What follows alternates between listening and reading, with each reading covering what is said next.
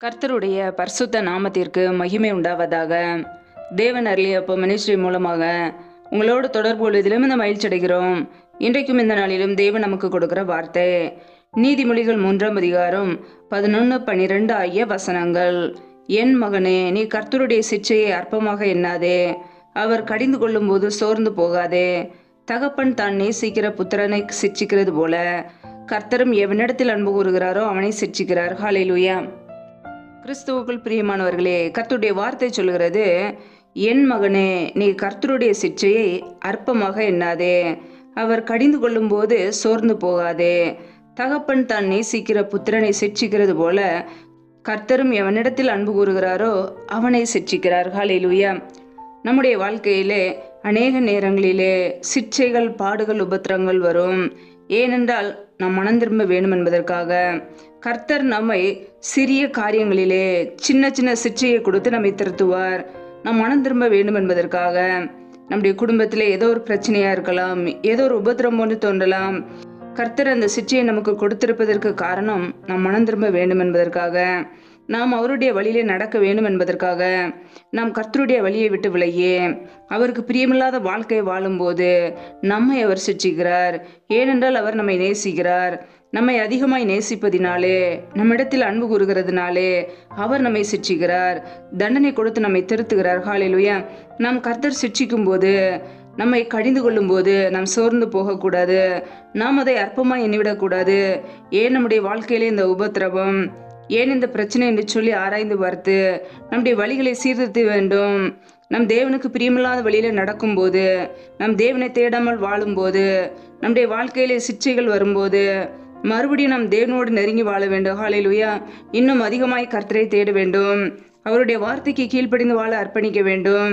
ஏனென்றால் அவர் நம்மை நேசிக்கிறார். அதனாலே நமக்கு சிட்சைகளை அனுமதிக்கிறார். தண்டனை கொடுத்து நம்மை திருத்துகிறார். ஹல்லேலூயா. வேதத்தில் நான் பார்க்கிறோம், எபிரேயர் 12ஆம் அதிகாரம் 10ஆம் வசனத்திலே, அவர்கள் தங்களுக்கு நலமென்று தோன்றினபடி கொஞ்ச காலம் சிட்சித்தார்கள். இவரோ தம்முடைய பரிசுத்தத்துக்கு நாம் பங்குள்ளவர்களாகும் பொருட்டு நம்முடைய பிரயோஜனத்துக்காகவே நம்மை சிட்சிக்கிறார். ஹல்லேலூயா. பிரியமானவர்களே, நம்முடைய வாழ்க்கையிலே, நம்முடைய குடும்பத்திலே, நம்முடைய தகப்பனான் தவறு செய்யும் போது நம்மை தண்டிப்பார். கொஞ்ச காலம் சிட்சிக்கிறார். ஆனால் நம்முடைய கர்த்தராகிய இயேசு கிறிஸ்துவோ நாம் பரலோக ராஜ்யத்திற்கு தகுதியுள்ளவர்களாய் மாற வேண்டும் என்று, பரிசுத்தத்துக்கு நாம் பங்குள்ளவர்களாய் மாற வேண்டும் என்று, நம்முடைய பிரயோஜனத்துக்காகவே நம்மை சிட்சிக்கிறார். நம்முடைய நல்லதுக்காகவே, நம் பரலோகத்தை அடைய வேண்டும் என்பதற்காக நம்மை அவர் சிட்சிக்கிறார். பிரியமானவர்களே, நம்முடைய வாழ்க்கையிலே நம்முடைய பிள்ளைகள் தவறு செய்யும் போது நாம் தண்டிக்கிறோம். சிறு சிறு தண்டனை கொடுத்து அதை திருத்துகிறோம். பிள்ளைகளை திருத்துகிறோம். ஏதோ ஒரு காரியத்திலே தவறு நடந்து விட்டால் அதன் பிறகு தவறு நடக்கக்கூடாது என்பதற்காக பிள்ளைகளை நாம் கண்டிக்கிறோம். அதே போல நம்முடைய கர்த்தராகிய இயேசு கிறிஸ்துவும் நாம் பரிசுத்தத்துக்கு பங்குள்ளவர்களாகும் பொருட்டு நம்மை நம்முடைய பிரயோஜனத்துக்காகவே சிட்சிக்கிறார். நம்முடைய வாழ்க்கையிலே நம் தேவனை விட்டு வழி விலகி போகும்போது, அவருடைய வார்த்தைக்கு கீழ்ப்படியாமல் வாழும்போது, பாவத்துக்கு நேராக செல்லும்போது, அவருக்கு பிரியமில்லாத வழிகளிலே நடக்கும்போது அவர் நம்மை சிட்சிக்கிறார். எதற்காக? நாம் பரிசுத்தத்துக்கு பங்குள்ளவர்களாய் மாற வேண்டும் என்பதற்காக. நம்முடைய பிரயோஜனத்துக்காகவே நம்மை சிட்சிக்கிறார். ஹல்லேலூயா. கர்த்தருடைய பிள்ளைகள் அதை அறிந்தவர்களாய் ஒவ்வொரு நாளும் கர்த்தர் சிட்சிக்கும் போது அதை அற்பமாய் எண்ணி விடாதபடிக்கு ஆராய்ந்து பார்த்து சிட்சையை சகித்து கொண்டு கர்த்தருடைய வழியை நாம் பின்பற்ற வேண்டும். ஹல்லேலூயா. தகப்பன் சிட்சியாத புத்திரன் உண்டோ என்று வேதம் சொல்கிறது. பிரியமானவர்களே, எதற்காக நம்மை சிட்சிக்கிறார்? நம் நித்திய ஜீவனை சுதந்திரித்துக் கொள்ள வேண்டும் என்பதற்காக, நம் பரலோக ராஜ்யத்தை பெற்றுக்கொள்ள வேண்டும் என்பதற்காக அவர் நம்மீது அன்பா இருக்கிறார். நம்மீது மிகுந்த அன்பு கூறுவதினாலே அவர் நம்மை சிட்சிக்கிறார். கர்த்தர் எவனிடத்தில் அன்பு கூறுகிறாரோ அவனை அவர் சிட்சிக்கிறார். பிரியமானவர்களே, நம்மை சேர்த்து கொள்ள அவர் ஆயத்தமாய் இருக்கிறார். அதனாலே தண்டனை கொடுத்து திருத்துகிறார். அவர் தண்டனை கொடுக்கும் போது, சிட்சைகளை அனுமதிக்கும் போது கர்த்தருடைய பிள்ளைகள் ஆராய்ந்து பார்த்து கர்த்தரிடம் நாம் மனம் திரும்பி வந்துவிட வேண்டும். ஹல்லேலூயா. கர்த்தர் நம்மை அதிகமாய் நேசிக்கிறார். யாரையெல்லாம் அவர் நேசிக்கிறாரோ அவர்களை சிட்சை கொடுத்து அவர் திருத்துகிறார். கர்த்தருடைய பிள்ளைகள் அதை அறிந்தவர்களாய் கர்த்தருடைய சிட்சையை அற்பமாக எண்ணாதபடிக்கு அவர் நம்மை கடிந்து கொள்ளும் போது நாம் சோர்ந்து போய்விடாமல் கர்த்தரையே மறுபடியும் பின்பற்றி விசுவாசத்தோடு நம்பிக்கையோடு அவரை பற்றி பிடித்துக் கொள்வோம். ஹல்லேலூயா. கர்த்தர் நம்மை ஆசீர்வதித்து வழி நடத்துவார். ஹல்லேலூயா.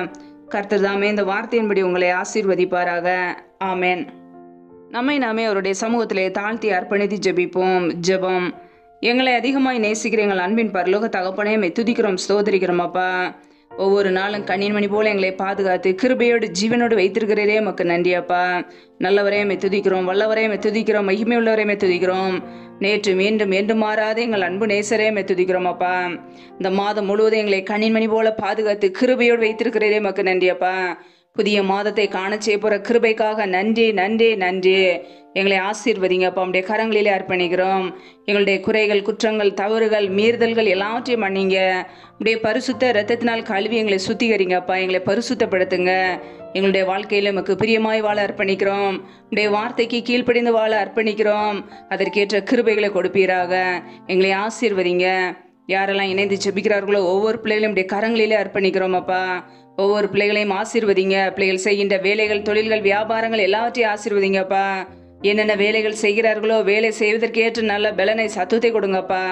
பலனை கொடுங்க. அப்படியே வல்லமையினால் நிரப்புங்க. ஆசீர்வதிங்க. அப்படியே கரங்களிலே அர்ப்பணிக்கிறோம்.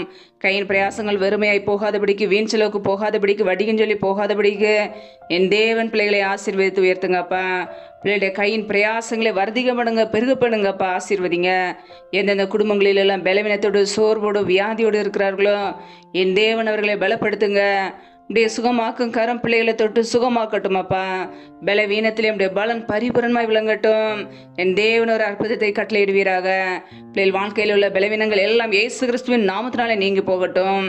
ரீபா லகா தர ஷாக்கர் அதுரி கர தரபலா ரபா கபரா ஷாக்கலக துனி கர தரபலா. என் தேவன் சுகப்படுத்துங்க. ஆசீர்வதிங்க. அப்படியே கரங்களிலே அர்ப்பணிக்கிறோம். யாரெல்லாம் வேலைக்காக காத்திருக்கிறார்களோ பிள்ளைகள் படிப்புக்கேற்ற நல்ல வேலைகளை ஏற்படுத்தி கொடுங்கப்பா. வேலை காரியங்களில் இருக்கிற தடைகளை முற்றிலுமாக நீக்க போடுவீராக. இயேசு கிறிஸ்துவின் வல்லமையுள்ள நாமத்தினாலே தடைகள் முற்றிலுமாக நீக்கப்பட்டு போவதாக. ரீபா கபரா ஷாக்கராக துரி கராதரபலா. இயேசு கிறிஸ்துவின் வல்லமையுள்ள நாமத்தினாலே தடைகள் முற்றிலுமாக நீங்கி போவதாக. ரியாக்கபோர சந்த ரதன ஹதரபலா. என் தேவன் ஆசீர்வதிங்க அப்பா. அப்படியே கரங்களிலே அர்ப்பணிக்கிறோம். எந்தெந்த குடும்பங்களில் எல்லாம் திக்கற்ற பிள்ளைகளாய் தனிமையோடு வாழ்கிறார்களோ, கணவரால் கைவிடப்பட்ட ஒரு சூழ்நிலையிலே யாருமே இல்லாமல் கண்ணீர் வடிக்கிறார்களோ என் தேவன் மனமிறங்கி ஆசீர்வதிங்க. திக்கற்ற பிள்ளைகளுக்கு நீரே சகாயர். என் தேவன் உதவி செய்யுங்கப்பா. பொருளாதார தேவைகளை சந்திங்க, பண தேவைகளை சந்திங்க, ஆசீர்வதிங்க. குடும்பத்தில் உள்ள எல்லா சூழ்நிலைகளையும் சாதமாக மாற்றி கொடுங்க. படிப்பு காரியங்களை ஆசீர்வதிங்க. பண தேவைகளை சந்திங்க. குறைவுகள் எல்லாம் இயேசு கிறிஸ்துவின் நாமத்தினாலே நிறைவாய் மாறட்டும். என் தேவன் ஆசீர்வதிங்கப்பா. எந்தெந்த குடும்பங்களிலெல்லாம் கணவன் மனைவிக்கிடையே பிரிவினையோடு, பிரச்சனையோடு வாழ்கிறார்களோ, குடும்பத்திலே சமாதானம் இல்லாமல் சண்டையோடு, குழப்பத்தோடு வாழ்கிறார்களோ என் தேவன் அந்த குடும்பத்தை சந்திங்க. குடும்பத்திலே குழப்பங்களையும் பிரிவினைகளையும் கொண்டு வருகிற பொல்லாத சத்துருவின் கிரைகளை எல்லாம் இயேசு கிறிஸ்துவின் நாமத்தினால வெளியேறட்டும். ரீபா ரபா ரதாரா ஹதரபா ரீபா கபா ரஷாக்க ரதே ரேகதரபலா. என் தேவன் ஆசீர்வதிங்கப்பா. என் தேவன் குடும்பங்களை கட்டுகிறவர், குடும்பங்களை இணைக்கிறவர். குடும்பத்தில் கிரியை செய்கிற பொல்லாத சத்துரின் கிரைகளை அழித்து சமாதானத்தினால் நிரப்புங்க. ஒருமனப்பட்ட ஆவியை கொடுங்க. அன்பின் அபிஷேகத்தினால் நிரப்புங்க. உடைய வல்லமினால் நிரப்பி பிள்ளைகளை ஆசீர்வதிங்க. ரீபா ரஹாதர ஷாக்கா ரகா துரி கரதரபலா ரியாக்கபோர சந்த ரதன ஹதரபலா ரபா லஹாதர ஷாக்கா ரகா துரி கரதரபலா. என் தேவன் ஆசீர்வதிங்கப்பா. சத்துரு கொண்டு வருகிற போராட்டங்கள், பிரச்சனைகள், தீமைகள், மரண பயங்கள், எல்லின் அதிகாரங்கள், ஆபத்துகள், நாச மோசங்கள், தீமைகள், விக்னங்கள் எல்லாவற்றிற்கும் விலைக்கு பிள்ளைகளை பாதுகாத்துக் கொள்ளுங்க. இப்படி இரத்த கோட்டைக்குள்ள பிள்ளைகளை அர்ப்பணிக்கிறோம். இந்த இரவு நேரத்தில் இன்பமான நித்திரை கொடுங்க. நல்ல சொப்பன தரிசனங்களை வெளிப்படுத்துங்க. வரப்போகிற காரியங்களை குறித்து ஒவ்வொரு நாளும் எங்களோடு பேசுங்க. அதிகாலையில் எழுந்து இப்படி சமூகத்திலே காத்திருந்து புது கிருபையில பெற்றுக்கொள்ளுங்களை அர்ப்பணிக்கிறோம். எங்களுடைய வாழ்க்கையிலே உமக்கு பிரியமாய் வாழ அர்ப்பணிக்கிறோம். உடைய வார்த்தைக்கு கீழ்ப்படிந்து உம்மை நேசிக்க, உமக்கு பிரியமுள்ள வழியிலே நடக்க எங்களை அர்ப்பணிக்கிறோம். அதற்கேற்ற கிருபையிலே கொடுத்து எங்களை ஆசீர்வதிங்கப்பா. எங்களுடைய வாழ்க்கையிலே நன்மை செய்து பாடுபடும் போது அதை சகித்துக்கொள்ள கிருபதாங்கப்பா. நீர் எங்களை சிற்றிக்கும் போது அந்த சிற்றை அற்பமாக என்னாதபடிக்கு அதை ஆராய்ந்து பார்த்து எங்களை திரித்து கொள்ள அந்த கிருபையில கொடுங்கப்பா. எங்களை அர்ப்பணிக்கிறோம், தாழ்த்துக்கிறோம், கெஞ்சுகிறோம். எல்லா துதி கன மகிமையெல்லாம் ஒருவருக்கே செலுத்துகிறோம். இயேசு கிறிஸ்துவின் மூலம் செபிக்கிறோம் எங்கள் ஜீவனுள்ள நல்ல பிதாவே. ஆமேன். கர்த்தர் தாமே உங்களையும் உங்கள் குடும்பங்களையும் ஆசீர்வதிப்பாராக. ஆமேன். Thanks for watching. Please subscribe our channel. Click the like and share. Click the bell. God bless you.